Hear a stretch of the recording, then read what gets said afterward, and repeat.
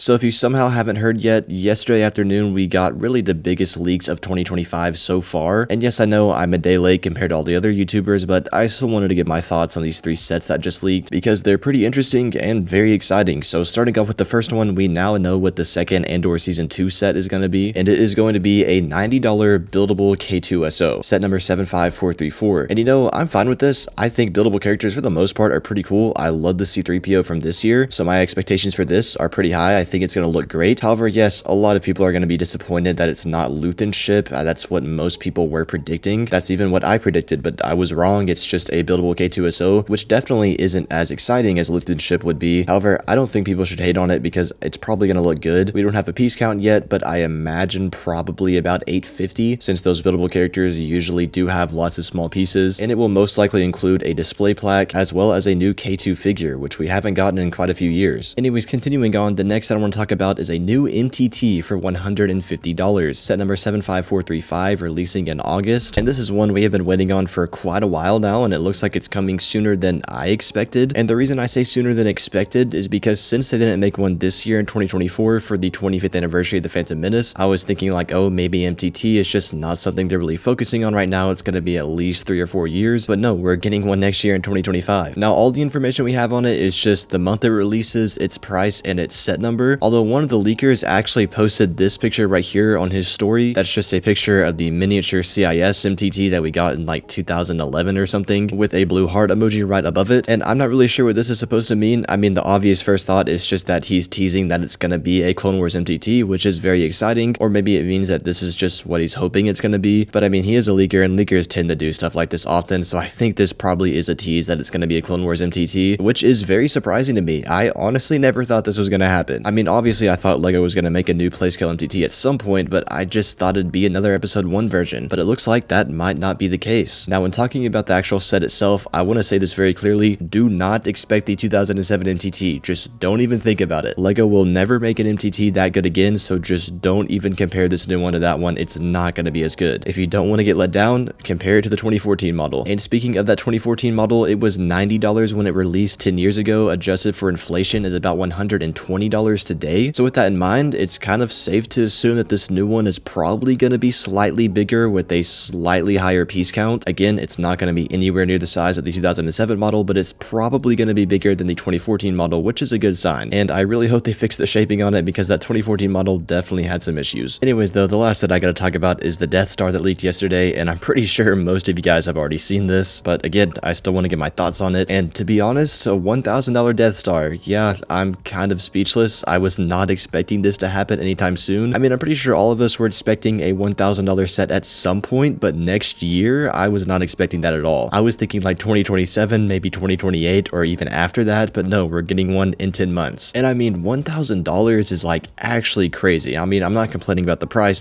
is crazy, but I'm talking about like a $1,000 set is gonna be absolutely ginormous, and there's just so many things I'm thinking about, like how much this thing's gonna weigh, if it's gonna be fragile or not, how hard it's gonna be to move it around. I mean, this thing could literally have around 9,000 pieces, which is absolutely insane, and it's probably gonna be pretty heavy too. The UCS AT-AT weighs about 26 pounds, and the 2017 UCS Falcon weighs about 29 pounds, so with that in mind, I'm expecting this Death Star to probably be pushing around 35 pounds, which is just ridiculous. Now, besides the weight and the structure and the handling and all that stuff, one thing I'm also really wondering is which Death Star it's going to be, if it's going to be the first one or the second one, or maybe a mixture of both. And when I say mixture of both, I kind of mean like the playset ones, where you're able to recreate various different iconic scenes from both episode 6 and episode 4. But honestly, I'm hoping it's not like those ones where the interior is exposed. I've never really liked how those looked, so for $1,000, I'm hoping it's going to be a full model with an interior. And when I say full model, I mean like with panels on the outside, like an actual exterior, not how those Playscale ones look. And if that's how it is, an actual set with an exterior, I'm thinking it's going to be the Death Star 2. And the main reason is just because an exterior of the first Death Star just being a giant ball with the laser on it would look kind of boring and not look like something that's worth $1,000. I mean, when you look at mocks or renders of a full-scale Death Star 1, they just don't look that appealing, to me at least. So I'm thinking to fit the UCS displayability factor, it's going to be the Death Star 2 with a full-on exterior. And since it's going to be $1,000, I think it's safe to assume that the panels will be able to fold down to reveal an interior with various different rooms from both movies, all the iconic scenes you can think of. I think it's going to be pretty crazy. And who knows, it also might include include some miniature builds like a Super Star Destroyer and some other little Mon Cal cruisers maybe to sit on the outside of it to recreate a miniature battle. Now, as for the figures go, it's $1,000. We better get a lot and they better be high quality. And when I mean a lot, I'm talking like 25 to 30 figures or more than that. All the stormtroopers, all the cool Imperial officers, all the main characters in both their episode 4 and episode 6 outfits, Emperor Palpatine, Darth Vader, the list just goes on and on and on. There better be a lot of figures in this. And I really hope they're up to high quality. Arm printing on most of them, dual molded legs when needed. I mean, it's literally going to be a $1,000 set. We have the right to expect the highest of high of qualities for everything about it. And I swear, if people in the community are talking about, oh, it's just a kid's toy, you can't complain about the figures or the details or the accuracy. This is going to be a $1,000 adult collector's set. I don't want to hear any of that. That is such a stupid argument in this scenario. It better be worth $1,000. Anyways, guys, as of now, that's really all I have to say about these sets. We have very little information about them, and I just wanted to get my thoughts on them. So let me know what you guys think down in the comments below. If you're new, please consider subscribing, and if you want to check out more of my videos, you see the link on the screen right now.